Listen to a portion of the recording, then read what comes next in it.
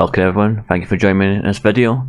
Today I'm doing a quick rundown of the latest What If episode 7. This one is basically about Thor if he was an only child and what would happen to him. So first of all I want to say thank you very much for joining me today. If you do enjoy this content, please do like and subscribe to the channel, it really does help out. And feel free to leave a comment about your own thoughts around this episode of What If. And as I stated, this episode of What If really starts off with this core premise of Odin having not rescued Loki, instead returned the baby back to his people and raised Thor as an only child, and what impact that would have. So basically, because Thor hasn't had the challenge and adversity of having Loki as a brother, he's grown up to be much more laid back, much more caregiving, and much more carefree, not caregiving. And he's just chilling out, relaxing. So Odin's in his slumber at this point, sleeping, and Thor take this opportunity to go to Earth and have a party and just really celebrate with his friends and others. And Jane and Kat here, sorry I forget her actual name, but I just call her Kat Dennings because that's the actress's name. But Jane and Kat show up to investigate a strange phenomenon, and they track him down to Las Vegas. We celebrate, and it's like everyone just showing up for this party, all these different aliens, both from Asgard but from around the universe. So you've got Howard the Duck there, for example. You've got the Grandmaster, all those different, lots of different cameos. I was quite impressed they got most of the voice cast back to do this episode. The only thing I found strange about who they had show up was it was all the kind of Guardians or universe-based or space-based characters that show up. There was none of really the other Avengers, no Iron Man, no Hulk, etc., no Hawkeye. We find out from SHIELD agents here that Nick Fury did show up for briefly, but he got taken out quite quickly by accident, and now they want a revenge on Thor. During this time though, Thor and Jane have just been partying, hanging out. You can kind of tell they've got chemistry with each other, kind of a bit of thing for each other there. Another cameo from, not a cameo, but another appearance by Coulson. So they want to call in the big guns to take out Thor, but by the big guns they actually mean Captain Marvel. And we're going to call her and have her show up and deal with the situation.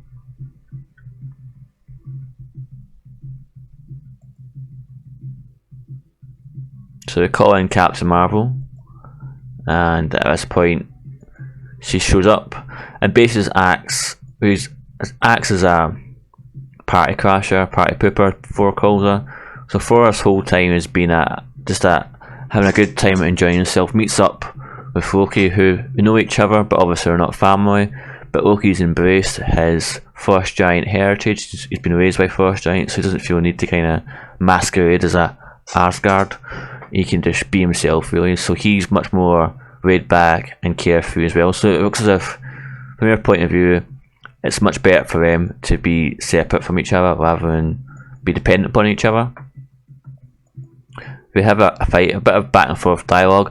I wouldn't really say one character gets a comeuppance over the other one. Well, I was surprised with the hammer, that we don't make reference to the fact that anyone can pick up the hammer, because the events of the first Thor film never happened. Odin never placed a curse on the hammer, so anyone could pick it up. Now they make a reference to this. I don't know if it's supposed to be Pepper, but we just kind of focus on this person lying on the beach. I'm not really sure who that is, but they fight across the Earth, across the maps, etc. Captain Marvel kind of gets enough. She's frustrated because she can't, as she says, use her full power. So we come up with a plan to lure Thor out into the desert, attack him, and nuke him if they have to.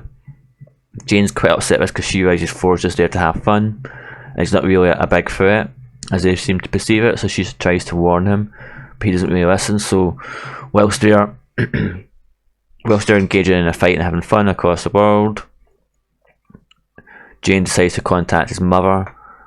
I don't really know how she knows to contact his mother other than just from speaking to him and figuring it out, but she contacts him and has her contact Thor and threaten to show up, which she will do. So during this scene here, they're just sort of talking to each other, and Thor realises that she's going to show up soon, and so he uses the opportunity to kind of clean up all his mistakes, goes around the Earth and tries to convince everyone to help him. Eventually does, but during this time his mother's spending a huge amount of time getting here, taking it far much longer than it needs to be. He's fixing everything he can, fixing all the mistakes, and it's just really strange that it took her so long to get here, and his excuse for being here is a cultural exchange, teaching people and learning about Earth. Even Captain Marvel gets in on it and keeps the pretense going. So it all seems to be going well, as if it's been convinced. But he realises he needs his hammer, so he calls his hammer over, which clearly he's forgotten about, because it's got all this stuff on it, which doesn't really make sense, because you've seen him earlier on using it and didn't have all this stuff on it, so it's just a funny ha-ha moment, and his mum realises what goes on. So overall, this episode ends with him contacting Jane to kind of arrange a date and take things from there.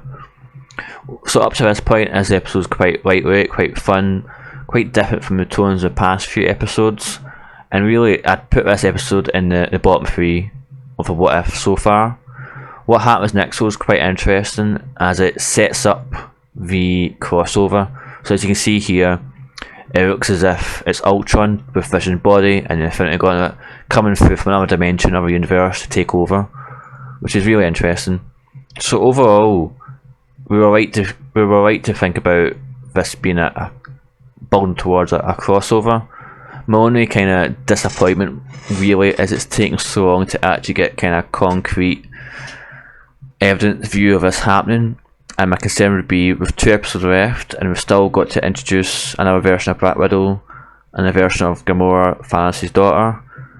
I'm concerned how much time we'll actually give to the crossover, and will it just be a hint again next week and maybe a scene or 2 in the final episode, or will it be actually a real wait and dedicated time to this crossover. So I'm looking forward to the crossover. This episode, as I said, bottom 3, bottom 4 out of the 7 so far. It definitely should have come early on in the season, I feel, and I think they need to be a bit more consistent with the overall tone for the season, and I have high hopes that the final 2 episodes will focus more on that crossover. So thank you for sticking with me. If you've stayed this far, please do consider liking and subscribing to the channel. It really does help out. And if you have any thoughts, feedbacks or comments on this video, please do leave so in the comments. Thank you for your time, and I'll see you in the next video. If you like what you've heard and want more, please like and subscribe to the channel. If you didn't like what you heard, I thank you for making it this far.